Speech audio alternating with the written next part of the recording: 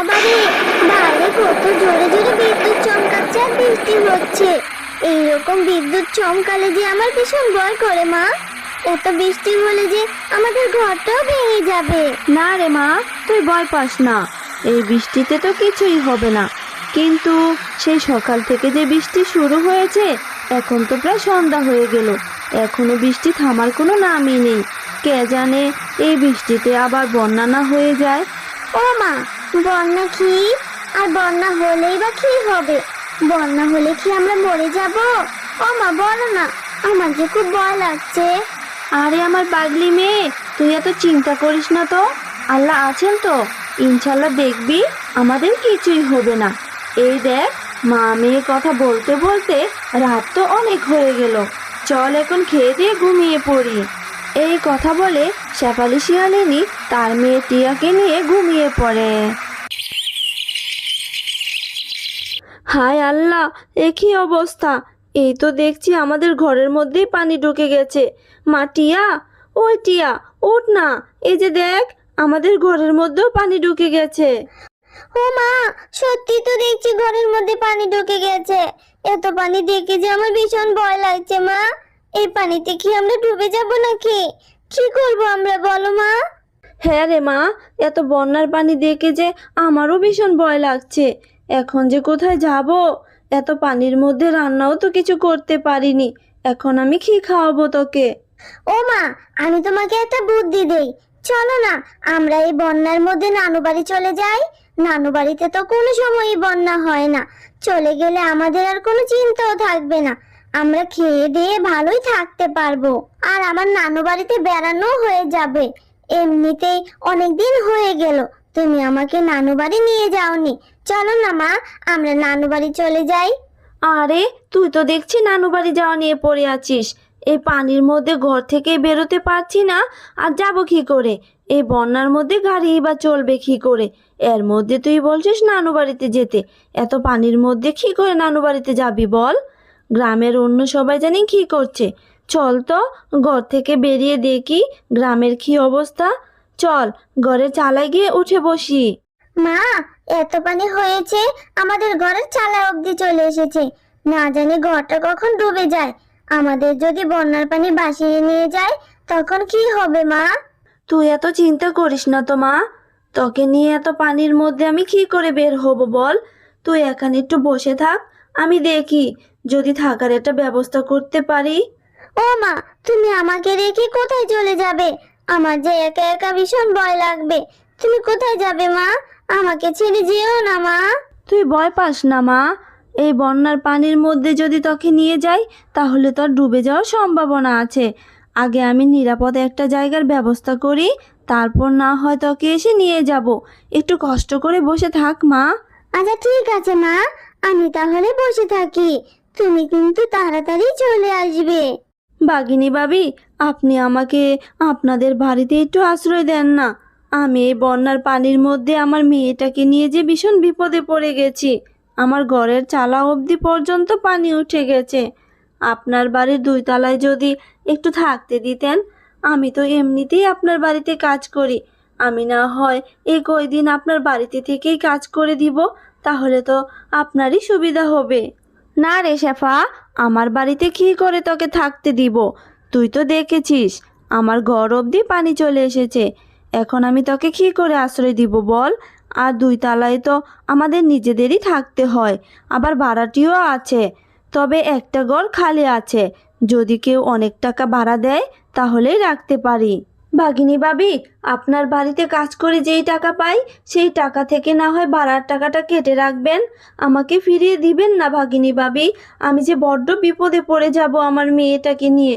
আপনি আশ্রয় না দিলে যে আমার মেয়েটাকে নিয়ে পানির মধ্যে ডুবে মরতে হবে। না রে শেফা, আমার বাড়ির ভাড়া অনেক বেশি। আবার এখন তো বন্যার সিজন, এখন তো বাড়ি ভাড়া আরও বাড়িয়ে দিব। আর তুই যেই টাকা বেতন পাস, তাতে আমার বাড়ি ভাড়া হবে না। তুই এখানে দাঁড়িয়ে না থেকে অন্য জায়গায় গিয়ে খোঁজ কর। ও মা, আবার তো দেখি বৃষ্টি শুরু হয়ে গেল। আমার যে খুব ভয় লাগছে। মা, ও মা, কোথায় গেলে তুমি? তাড়াতাড়ি ফিরে এসো। আমার যে খুব ভয় লাগছে। এই বৃষ্টিতে পানি যে শুধু বাড়তেই আছে।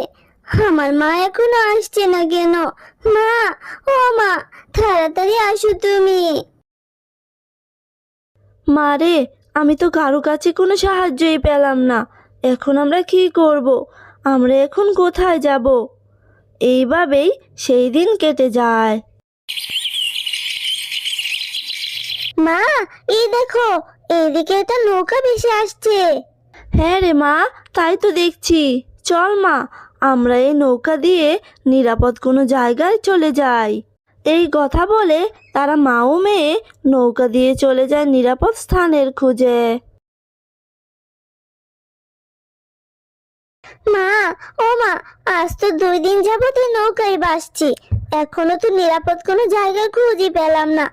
এদিকে যে আমার খিদে পেটটা চুচু করছে, কিছু একটা করো না মা। মারে, আমি যে খুব অসহায় হয়ে পড়েছি। এমন অবস্থায় আমি তোকে কোথায় থেকে খাবার এনে দিব মা? আল্লাহ নিশ্চয়ই একটা ব্যবস্থা করে দিবে। তুই আর কাঁদিস না রে মা, আর একটু ধৈর্য ধর। মা মিনা, ওই দেখ, একটা শুকনো দ্বীপ দেখা যাচ্ছে। চল মা, আমরা সেখানে যাই। আমার মনে হয় সেখানে কোনো একটা ব্যবস্থা হবেই। হ্যাঁ মা, চলো আমরা সেখানে যাই। এই কথা বলে তারা ওই দ্বীপের উদ্দেশ্যে চলে যায়। মা দেখো, দ্বীপটা কত সুন্দর। এটা কোন জায়গা মা?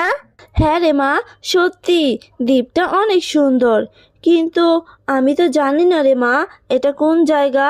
চল মা, সামনে গিয়ে দেখি কোনো খাবারের সন্ধান পাই কি না। মা, আমি আর হাঁটতে পারছি না, আমার যে অনেক কষ্ট হচ্ছে মা, আমার যে ভীষণ ক্ষুধাও পেয়েছে।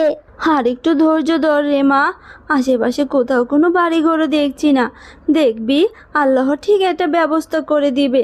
আল্লাহর উপর ভরসা রাখ রে মা। আর চল, ওই যে সামনে একটি বড় একটা বট গাছ দেখা যাচ্ছে, সেই বট গাছের নিচে বসে একটু বিশ্রাম নেই।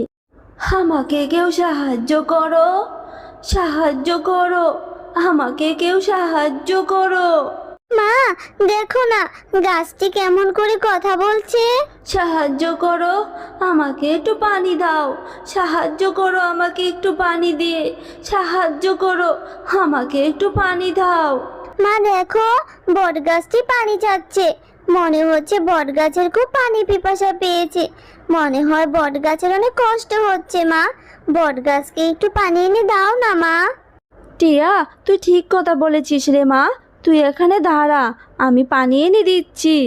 এই বলে শেফা শিয়ালিনী কিছুক্ষণের মধ্যে পানি এনে গাছের গোড়ায় ঢেলে দেয়, আর সাথে সাথেই বট গাছটি একটি গাভীতে রূপান্তরিত হয়। এটি দেখে শেফা ও টিয়া বেশ অবাক হয়ে যায়। এ কি, এ আমি কি দেখছি? বটগাছ গাভী হয়ে গেল কি করে? কে, কে তুমি? আমাদের কোনো ক্ষতি করো না, আমাদেরকে দয়া করে ছেড়ে দাও, আমরা যে খুব অসহায়।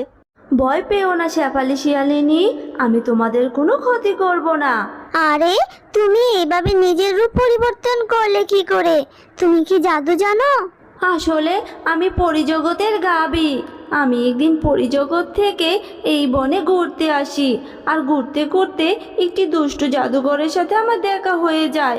আর সেই জাদুঘর আমার সাথে পরিজগতে যেতে চায়, পরিজগতের ক্ষতি করার জন্য। আমি পরিজগতের ঠিকানা না দেওয়ায় দুষ্টু জাদুঘর আমাকে তার জাদুমন্ত্র দিয়ে আমাকে বটগাছ বানিয়ে দেয়, আর বলেছে কেউ যদি আমার গাছের গোড়ায় পানি দেয় তাহলে নাকি আমি নিজের রূপ ফিরে পাবো। আমি অনেকের কাছেই সাহায্য চেয়েছিলাম, কিন্তু কেউ আমাকে সাহায্য করেনি। আজ তোমরা করলে, তাই আমি তোমাদেরকে উপহার দিতে চাই। বলো, তোমরা কি চাও? জাদুর গাভী, আমাদের তো অনেক অভাব, তবে তেমন কিছু চাই না। তুমি শুধু আমাদেরকে একটা ঘর দাও। একটা ঘর দিলেই হবে, তাহলে আমরা সেই ঘরে থাকতে পারবো। আরে টিয়া, তুই এসব কি বলছিস? না গাবি, আমাদের তেমন কিছু লাগবে না। তোমাকে সাহায্য করতে পেরে আমরা অনেক খুশি। তোমরা খুব ভালো, আর তোমরা লোভীও নও। তোমাদের ব্যবহারে আমি মুগ্ধ হয়েছি। এই নাও জাদুর ডালিম বাড়ি। আজ থেকে এই জাদুর ডালিম বাড়িটি তোমাদের। এই ঘরের কাছে তোমরা যা চাইবে, এই ঘর তোমাদেরকে তাই দিবে। আজকের পর থেকে তোমাদের আর কোনো অভাব থাকবে না। জাদুকরি গাবি, তোমাকে অনেক ধন্যবাদ। তোমার এই উপকারের কথা আমরা কখনো বলবো না। আমিও তোমাদের কখনো বলবো না। আর তোমাদের কোনো সাহায্য লাগলে আমাকে স্মরণ করবে। এবার আমি আসি বন্ধুরা, বিদায়। এই বলে গাভীটি সেখান থেকে চলে যায়। তারপর থেকে শেফা তার মেয়েকে নিয়ে জাদুর ডালিম গড়ে সুখে শান্তিতে দিন কাটাতে থাকে।